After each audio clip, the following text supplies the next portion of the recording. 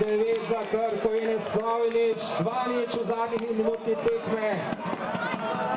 Imenitnimi obrambami. Skubic podaja proti drugi vratnici in gol!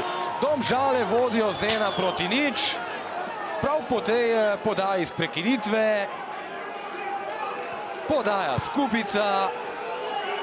Njegova 6. v letošnji sezoni. Poglejmo še enkrat, kdo je bil tisti, ki se je tam prikradel iz ozadja.